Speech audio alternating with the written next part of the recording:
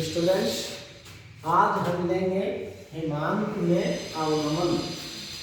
कल की क्लास में हमने किया था क्वथनांक में उन्नयन और आज हम ले रहे हैं हिमांक में अवनमन। देखो, क्वथनांक की कल परिभाषा हमने की थी। क्वथनांक की परिभाषा बताओ। वह ताप है जिस पर वाष्प दाब को वायुमंडलीय दाब के बराबर किया जाता है। हाँ, वह ताप जिसमें द्रव का वाष्प दाब वायुमंडलीय दाब के बराबर किया जाता है या हो जाता है, वही कहलाता है क्वथनांक। जैसे जल का क्वथनांक है 100 डिग्री पर जल का वाष्प दाब वायुमंडलीय दाब के बराबर हो जाता है। अच्छा देखो, अब ईमान की परिभाषा क्या है। ईमान द्रव से जो ठोस अवस्था में बढ़ता है, जैसे पानी से जल, जैसे जल से बर्फ, ये क्या कहलाता है, हिमांक। तो वह ताप, इसमें कौन सा है, वह ताप जिस पर पदार्थ की ठोस और द्रव दोनों अवस्थाओं का वाष्प दाब समान हो जाता है। ठोस और द्रव दोनों अवस्थाओं का वाष्प दाब समान हो जाता है, वही क्या कहलाता है, हिमांक कहलाता है। वही क्या कहलाता है, हिमांक कहलाता है। तो हिमांक के लिए एक शब्द याद कर लो, वह ताप। कौन सा ताप, जिस पर पदार्थ की ठोस और द्रव दोनों अवस्थाओं का वाष्प दाब समान हो जाता है। अच्छा, अब ये हम पहले पढ़ चुके हैं। जब अवाष्पशील पदार्थ को विलायक में घोलते हैं तो विलयन का वाष्प दाब विलायक से कम हो जाता है। विलायक का तो ये अधिक होता है, पर इसमें अवाष्पशील विलय मिलाते हैं तो ये जो विलयन बढ़ता है, इस विलयन में इसकी सतह पर कुछ क्या जाते हैं, अवाष्पशील विलय। अवाष्पशील विलय जो वाष्प नहीं होते हैं, तो इसका वाष्प दाब क्या हो जाता है, कम हो जाता है।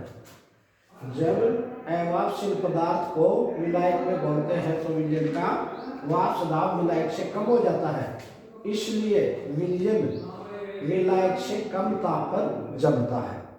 तो देखो, इस बात को ध्यान रखो, जो विलयन है ना, विलयन, ये विलयन, ये जो विलायक है, इससे विलयन कम ताप पर जमता है, इसलिए विलयन विलायक से कम ताप पर जमता है, अर्थात विलयन का हिमांक विलायक से कम हो जाता है। यदि हम ग्राफ खींचे ताप में और वाष्प दाब में, वाष्प दाब है, तो देखो शुद्ध विलायक है, ये शुद्ध विलायक है, इसका वाष्प दाब होता है अधिक, तो इसका जो शुद्ध विलायक का हिमांक है वो भी क्या होता है, अधिक। जब इसमें अवाष्पशील विलय मिला दिया तो इसका वाष्प दाब कम हो गया, वाष्प दाब कम होने से इसका हिमांक है वो भी कम हो जाएगा। ये हो गया TF। तो हिमांक में जो कमी वो है, विलयन बढ़ने पर हिमांक में, शुद्ध विलायक के हिमांक में जो कमी आई वो कहलाती है डेल्टा TF। डेल्टा TF क्या हो गया, हिमांक में अवनमन। हिमांक में अवनमन। हिमांक में अवनमन का क्या सूत्र हो गया, डेल्टा TF बराबर T0F माइनस TF। यहाँ T0F क्या है, शुद्ध विलायक का हिमांक, और TF क्या है, विलयन का हिमांक, विलयन का हिमांक।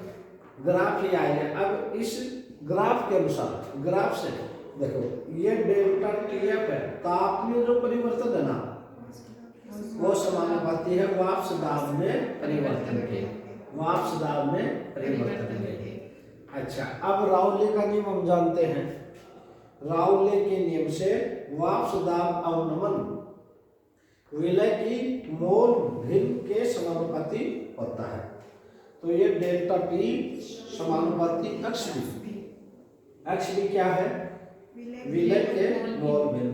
अच्छा, अब इस समीकरण से देखो, ये डेल्टा T समानुपाती हमने किया था डेल्टा TF, तो इस डेल्टा P की जगह लिख दो डेल्टा TF।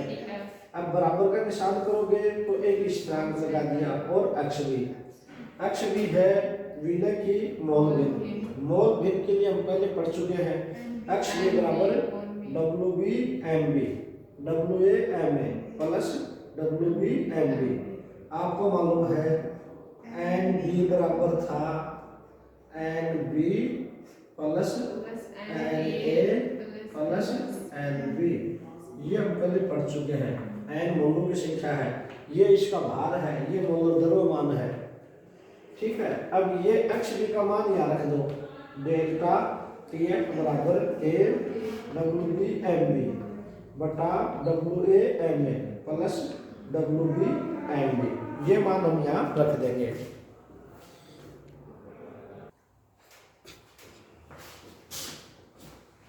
अब देखो तनु विलयन के लिए, तनु विलयन क्या होता है? तनु विलयन देखो हम एक बात तो समझ रहे हैं, एक तो गए विलायक, इस विलायक में क्या मिलाते हैं? विलय। इसमें क्या मिलाते हैं? विलय। तनु विलयन कौन सा होता है? जब विलायक में विलय की बहुत कम मात्रा हो। ये जो विलायक है ना, विलायक है, इसमें विलय की बहुत कम मात्रा हो। जैसे चीनी तो है बहुत ही कम और पानी है बहुत अधिक। जैसे विलय को एक सामान्य अर्थ बोलते हैं पतला। अब चीनी बहुत ही कम घुली हुई होगी तो वो कैसा विलयन होगा? तनु में। चीनी बहुत अधिक होगी तो वो सांद्र सांद्र है ना, तनु HCl, तनु H2SO4। तो तनु में विलय की मात्रा विलय की तुलना में बहुत कम होती है। तो तनु विलयनों के लिए ये WBMB इसका मान बहुत कम होता है बजाय किसके? WAMA। अच्छा, ये तो है विलय का, ये तो किसकी है? विलय की। और ये है विलाय का। तो ये विलाय का बहुत अधिक होता था, इनका बहुत, तो इसको नगण्य मान लो इसकी तुलना में। तो ये जो हमारा एक्स बी का मान है ना, ये इसको छोड़ दो, ये नगण्य लेगा। तो डेल्टा टी एफ बराबर के डब्ल्यू बी एम ए और डब्ल्यू ए एम ए। अच्छा, अब गणित के स्टूडेंट हो, ऊपर नीचे आप कर लोगे ये के। अब ये नीचे ना, ये ऊपर आ जाता है, ये एम ए आ गया ऊपर, डब्ल्यू बी ऊपर ही रहता है, ये नीचे आ जाएगा एम बी, और एक ये नीचे है। इससे ये समीकरण आ जाएगा। अब इस पूरे को एक और स्थान बना दो, क्या? के एफ। के एफ क्या है? के एफ है मोलर हिमांक अवनमन। के एफ क्या है? मोलर हिमांक अवनमन। अच्छा, और ये जो पूरा है डब्ल्यू बी एम बी गुणा डब्ल्यू, ये है विलयन की मोलरता। इसको समान एम से नोट कर दो। तो ये डेल्टा टी एफ बराबर के एफ एम। तो ये आ गया हिमांक में अवनमन, हिमांक में अवनमन। अच्छा, अब देखो हिमांक अवनमन, हिमांक अवनमन ये आ गया डेल्टा टी एफ। हिमांक अवनमन एवं अवापशील पदार्थ के अणुभार में संबंध, अणुभार से जोड़ते हैं इसको। अच्छा, ये हम कर चुके हैं। डेल्टा टी एफ बराबर के एफ एम। और किसी भी विलयन की जो मोलरता होती है, किसी भी विलयन की मोलरता एम बराबर, ये सूत्र होता है डब्ल्यू बी गुणा 1000 एम बी गुणा डब्ल्यू ए। तो मोलरता का ये मान रखो इस सूत्र में। डेल्टा के एफ बराबर ये के एफ एम का मान ये रख दिया, डब्ल्यू बी गुणा 1000 एम बी गुणा डब्ल्यू ए। अच्छा, अब इससे एम बी का मान निकाल दो, तो ये एम बी इधर चला जाएगा, तो ये डेल्टा टी एफ नीचे आ जाएगा। तो ये के एफ है, डेल्टा टी एफ नीचे आ गया, डब्ल्यू बी गुणा 1000 और बटा में डब्ल्यू ए। ये समझ हो गया किस में? हिमांक अवनमन। हिमांक अवनमन कौन है? Delta T F. हिमांक अवनमन और अवापशील पदार्थ के अणुभार, अवापशील पदार्थ का अणुभार क्या है? M B. इससे अवापशील पदार्थ का हम अणुभार ज्ञात कर सकते हैं। इस सूत्र में डब्ल्यू बी क्या है? विलय का भार। और एन बी क्या है, विलय का अनुवाद। डब्ल्यू ए क्या है, विलाय का भार। और के एफ क्या है, मोलल हिमांक अवनमन स्थिरांक। और एम बी क्या है, एम बी है विलाय का अनुवाद, अवापशील पदार्थ का अनुवाद। इस सूत्र की सहायता से हम कर सकते हैं। इस पर आधारित न्यूमेरिकल है। आपकी बुक का जो उदाहरण है ये करके दिखाओ। आज हम करेंगे परासरण। दैनिक जीवन में परासरण के हम बहुत से उदाहरण देखते हैं। जैसे सूखा मटर है, उसको पानी में डालेंगे, फूल जाता है। अच्छा, किशमिश है, उसको पानी में डालते हैं, फूल जाता है। आप कच्चा आम है, उसको नमक के पानी में डालो, वो सिकुड़ जाता है। गाजर है, उसको पानी में डालो, वो फूल जाती है। अच्छा, ये सब किसके उदाहरण हैं? ये परासरण के उदाहरण है। ये सब किसके उदाहरण है? परासरण के है। परासरण होता क्या है? सबसे पहले परासरण की परिभाषा देखो। परासरण क्या होता है? वह प्रक्रम जिसमें निम्न सांद्रता वाले विलयन से उच्च सांद्रता वाले विलयन की ओर विलाय के अणु अर्धपारगम्य झिल्ली के अंदर से गुजरते हैं, परासरण कहलाता है। इसमें हमें तीन चीजें समझनी है। एक तो परासरण किसके माध्यम से होता है? अर्धपारगम्य झिल्ली। किसके माध्यम से? अर्धपारगम्य झिल्ली। अच्छा, दूसरा एक किधर से होता है? ये निम्न सांद्रता से। निम्न सांद्रता से किसकी ओर होता है? उस सांद्रता की ओर साम्य स्थापित करने के लिए होता है। क्यों होता है ये? साम्य स्थापित। अच्छा, एक ये परासरण होता है किसका है? विलाय का। किसका होता है? विलाय का। तो सुनो, इस पे यदि हम सरल भाषा में कहें ना, परासरण दाब क्या है? वह प्रक्रम है जिसमें निम्न सांद्रता वाले विलयन से उच्च सांद्रता वाले विलयन की ओर विलाय के अणु अर्धपारगम्य झिल्ली के अंदर से गुजरते हैं। यही क्या कहलाता है? परासरण। अच्छा, अब यहाँ एग्जाम में आपके पहले भी पूछा है, इंपॉर्टेंट भी है। ये अर्धपारगम्य झिल्ली है, ये किसकी बनी हुई है? इंपॉर्टेंट है, बोर्ड के एग्जाम में आया है। अर्धपारगम्य झिल्ली रासायनिक पदार्थ, एक तो फिनोल की बनी है। किसकी बनी है? फिनोल की, या पोटेशियम फेरोसाइनाइड। पोटेशियम फेरोसाइनाइड की बनी होती है। ये होगी हमारी कृत्रिम। और ये शोवर का जो ब्लेडर है ना, ये भी अर्धपारगम्य झिल्ली का काम करता है। चलो, एक आप बताओ प्रश्न। अर्धपारगम्य झिल्ली किसकी बनी होती है? या फिर पोटेशियम फेरोसाइनाइड। और शोवर का ब्लेडर भी किसका काम करता है? अर्धपारगम्य झिल्ली। इन अर्धपारगम्य झिल्ली में अति सूक्ष्म छिद्र होते हैं जिनमें से विलाय के कण गुजर सकते हैं। विलय के कण नहीं गुजरते इसमें से। किसके कण गुजरते हैं? केवल विलाय के। तो ये मतलब एक विशेष कणों को तो जाने देती है, सबको नहीं जाने देती। अर्धपारगम्य झिल्ली केवल किसके कणों को जाने देती है? विलाय के। विलय के नहीं जाने देती अर्धपारगम्य झिल्ली। अच्छा, इसको एक उदाहरण से समझ लो। ये विलायक है, विलायक हो गया। अच्छा, ये बिक्कर में हमने विलायक जल ले लिया और इसमें थिसल टीप ले ली, इसमें अर्धपारगम्य झिल्ली लगा रखी है। अब ये अर्धपारगम्य झिल्ली में और इसमें विलयन ले लिया शर्करा, और शर्करा का विलयन ले लिया। अब ये जल के अणु को तो जाने देती है, जल के अणु को।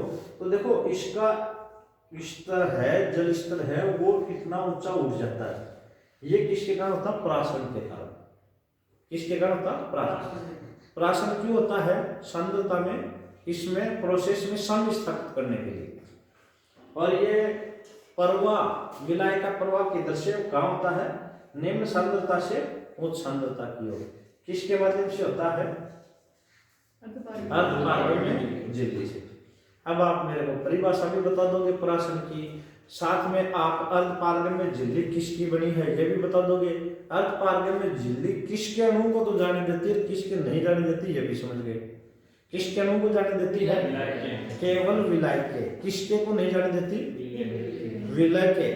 अच्छा, इसमें सांद्रता का प्रवाह किधर से किधर होता है, हाँ, विलय का प्रवाह होता है निम्न सांद्रता से उच्च सांद्रता की ओर, और जैसे ही साम्य स्थापित हो जाता है यह प्रवाह रुक जाता है। चलिए, ये हमारी कौन सा हो गया, प्राशन ऑस्मोसिस। एग्जाम में हमारे आता प्राशन दाब को समझाओ, प्राशन दाब को समझाओ। अब देखो प्राशन दाब परिभाषा देखो। अच्छा, प्राशन दाब क्या है, यदि सरल शब्दों में करें ना, ये अर्धपारगम में झिल्ली में से, अर्धपारगम में झिल्ली में से कौन गुजरता है, विलायक। उस विलायक को रोकने के लिए जो दाब काम में आता है वही क्या कहलाता है, प्राशन दाब। या सरल भाषा में कहे तो प्राशन को रोकने के लिए जो दाब काम में है वही क्या कहलाता है, प्राशन दाब। इसको एक उदाहरण से समझो। देखो, ये तो विलायक हो गया, ये विलयन हो गया, ये अर्धपारगम में झिल्ली हो गई, इस पर है पिस्टन P1, इस पर है पिस्टन P2।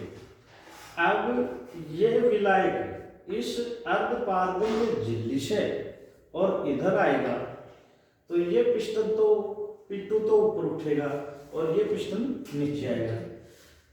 तो ये जितना ऊपर उठता है इस पर हम दबाव लगाएं और कहां तक, इसकी पूर्व स्थिति पर लाने के लिए। तो यही क्या कहलाता है, प्राशन दाब। यही क्या कहलाता है, प्राशन दाब।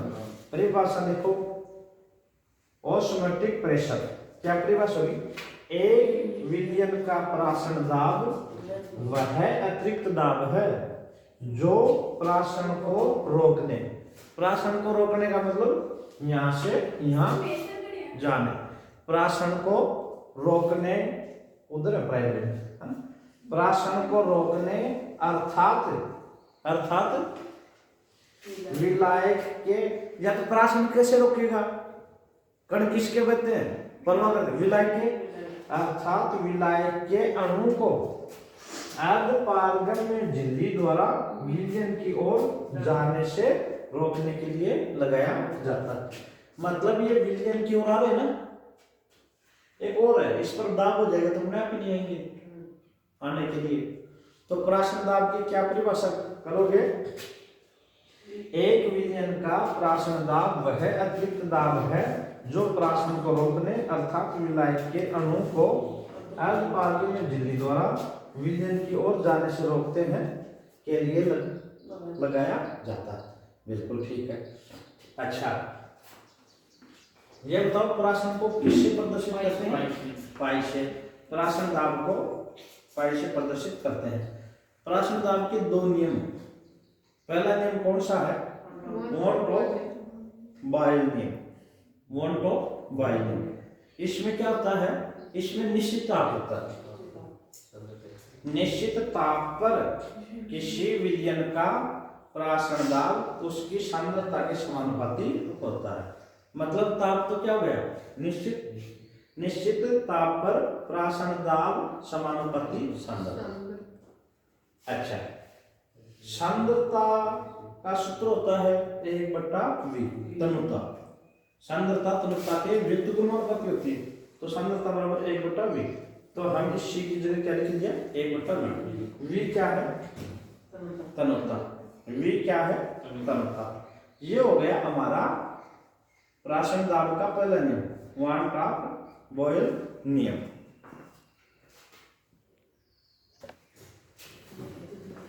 अब देखो दूसरा नियम, वॉन ऑफ दाब ताप नियम।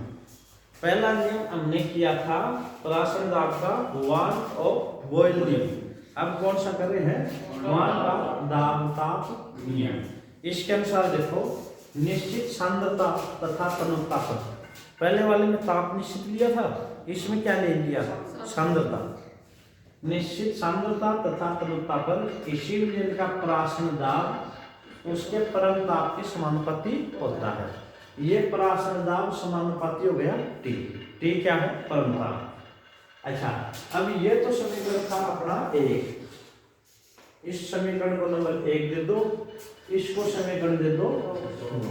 तो उपयुक्त दोनों नियमों को मिलाने पर, दोनों को मिलाएंगे तो पराशर दाब समानुपाती, टी के तो समानुपाती है और वी के क्या था? व्युत्क्रमानुपाती। तो ये आ गया पराशर दाब समानुपाती टी बटा वी। समानुपाती निशान को हटा दो, इस स्थिरांक लगाएंगे एस, तो पराशर दाब बराबर हो गया एस टी वी। अब इसको कर दो वज्र गुणा, तो ये पाई वी से गुणा पाई वी बराबर एस टी। और ये किसके लिए है? 1 मोल के लिए। और एन मोल के लिए इससे एन से गुणा कर देंगे, पाई वी बराबर एन एस टी। यहाँ एस क्या है? विलियन स्थिरांक। इस विलियन स्थिरांक का ही मान होता है आर के बराबर। आर जो है गैस स्थिरांक, रिडबर्ग स्थिरांक, आर स्थिरांक। अच्छा, तो ये समीकरण हो गया पाई वी बराबर एन आर। अब हम याद कर लेंगे पराशर दाब एम विलय का अनुपात। बिल्कुल सरल है, पराशर दाब एम विलय का अनुपात। तो ये देखो पाई वी बराबर एन आर, पाई बराबर क्या हो गया? एन बटा वी आर के। अच्छा, अब पाई बराबर एन का मान रख दो, एन मोल का सूत्र होता है विलय का भार बटा विलय का अनुपात या मोलर द्रव्यमान। तो एन बराबर हमने लिख दिया W B N B, R की रह गया, वी रह गया। अब इससे हम अनुपात ज्ञात करेंगे, तो अनुपात बराबर हो गया डब्ल्यू बी आर टी बटा पाई वी। यहाँ डब्ल्यू बी क्या है? विलय का भार। अच्छा, एन बी क्या है? विलय का अनुपात। आर क्या है? गैस स्थिरांक। आर क्या है? गैस स्थिरांक। टी क्या है? परमता। अच्छा, पाई क्या है? पराशर दाब। वी क्या है? तनुता। वी क्या है? तनुता। इससे हम एम बी का मान ज्ञात कर लेंगे। इससे संबंधित एग्जाम में न्यूमेरिकल भी आ जाता है। तो बुक का उदाहरण देखो, ये न्यूमेरिकल हम और करते हैं।